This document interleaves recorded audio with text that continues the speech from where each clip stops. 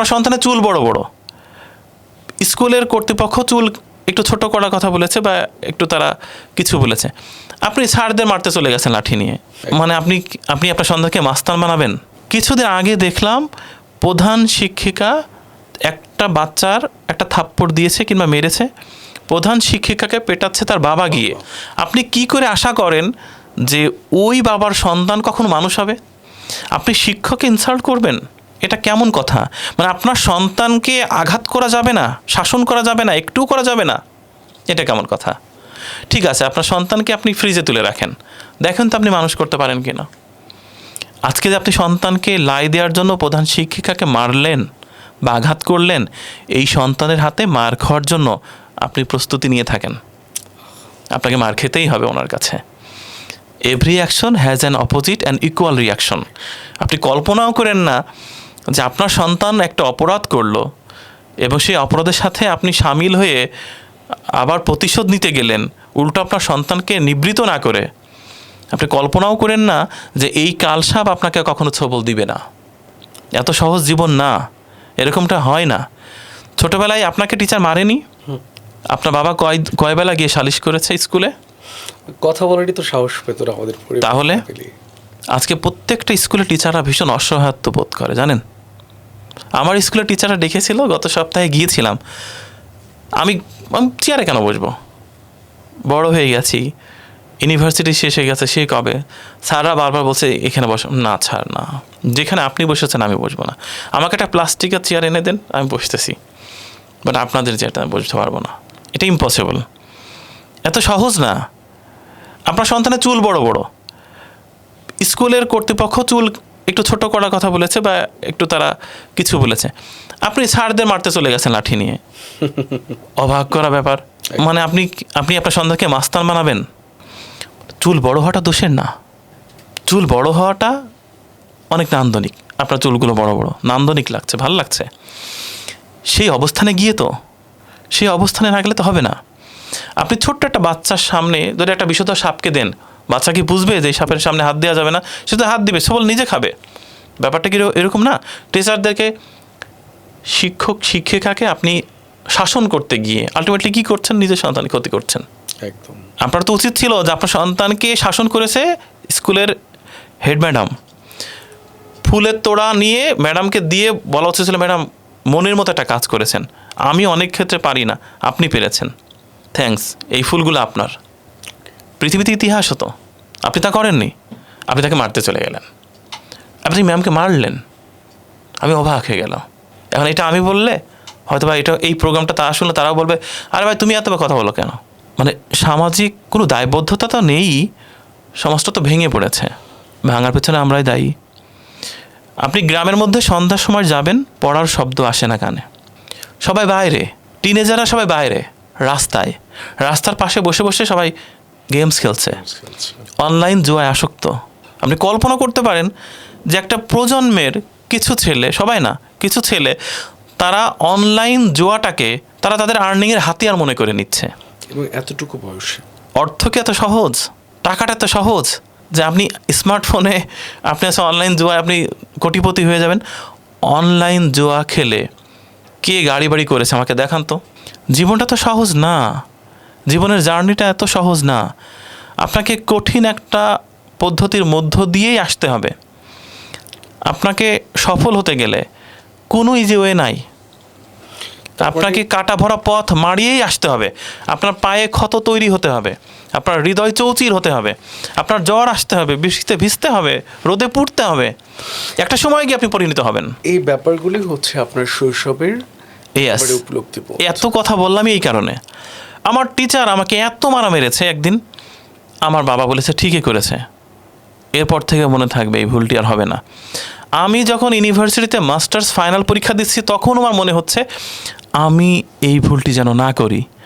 আমি ক্লাস 5-এ থাকতে শুধু খাতার উপরে লিখতে ভুলে গিয়েছিলাম যে 5 নং প্রশ্নের উত্তর, এটা না লিখেই আমি সরাসরি উত্তর লিখতে শুরু করেছিলাম। ম্যাম বুঝতে পারিনি যে এটি কোন প্রশ্নের উত্তর। সে আমাকে ডাকলো অফিস রুমে টিফিন পিরিয়ডের সময়, দেখো আমাকে আচ্ছা করে পেটাইলো কাঁচা কুঞ্চি দিয়ে, আমার গায়ে জ্বর চলে আসলো। আপনি বিশ্বাস করেন, আজকেও আমার মনে আছে সেই কথা, এখনও আপনার সামনে বলতেছি। মানে ওই যে আমার মার দিছিল, আমার গায়ে জ্বর আসছিল, এটা আমার হৃদয়ের মধ্যে গেঁথে আছে, এবং ওই ম্যামের মুখটা আমার আজও মনে আছে। এবং ওই একটা ভুল আমার আজ অব্দি আর হয়নি কোনো দিন, আজ অব্দি হয়নি। এবং আপনি অবাক হবেন যে ক্যামেরার পেছনে তো আমার টিম মেম্বার বসে আছে, ওকে জানতে চান এখনও পর্যন্ত একটা ভিডিও এডিট করার সময় ও যখন এডিট করে, ওকে ভিডিওর ক্যাপশনটা দেওয়ার সময় আমি জাস্ট 1-2 নাম্বার আমাকে লিখে ক্যাপশন সাজিয়ে দিই। এটা না দিতে পারতাম, মানে আমার মনে হয় না নাম্বারটা ভুল করা যাবে না। কেন এটা মনে হয়েছে? কারণ আমি আসলে এমন মার খাইছিলাম, ওইটার জীবনে ভুল হয়নি এখন পর্যন্ত। এখন আপনি দেখেন, স্যার ম্যামকে ভালোবাসতে হবে, তারা আপনার শাসন করার অধিকার রাখে, এটি আপনি কেন মানতে পারছেন না? কেন মনে করছেন যে প্রধান শিক্ষিকা আপনার ছেলেকে পিটিয়ে তার খুব লাভ হলো? তার তো লাভ হয়নি, কারণ আপনার সন্তান অনেক বড় হলে তার কিছু না।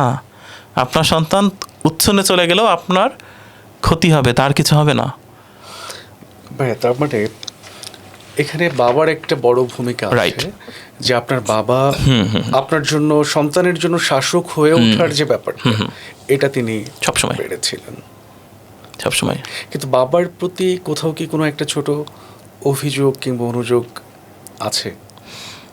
যেমন আপনার এই কন্টেন্ট ক্রিয়েশনের জার্নিটাকে তো শুরুতে বাবা সাপোর্ট করেনি, কেউ করবে না। সেটাও কিন্তু শাসকের দৃষ্টি থেকে, যেখানে কি এখানে তো অনিশ্চয়তা আছে। আমার ছেলে যদি ব্যাংকে জব করে সেটাই বরং নিশ্চয়তা দেবে, যদি সে আদালত চত্বরে থাকে সেটাই বরং নিশ্চয়তা দেবে। সেটা তো শাসকের দৃষ্টিভঙ্গি থেকে। বাবার এটা দোষ না।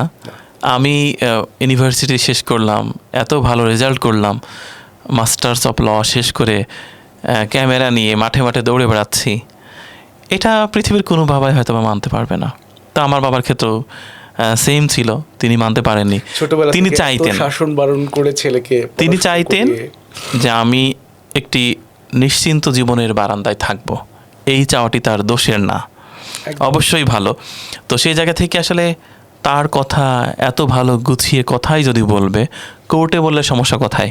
আচ্ছা, এখন আমার স্বপ্ন তো ভিন্ন, কাজ আমার স্বপ্ন তো ভিন্ন।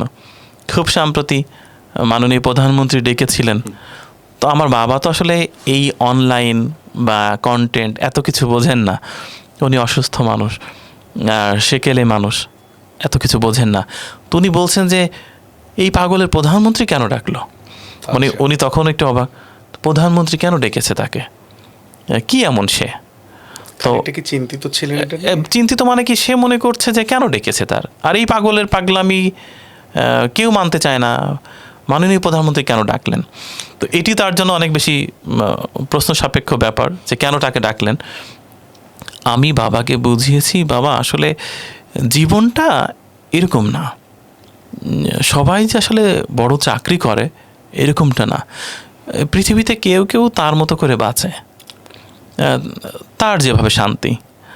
তো যত কিছুই বোঝাই, গ্রামের মানুষ তো, কোথাও চাকরি করলাম না কেন এটাতেই যত ঝামেলা। আক্ষেপ। চাকরি করলে জীবনটা নিশ্চিত হতো, জীবনটা এখনও কিন্তু অনিশ্চিত নয়।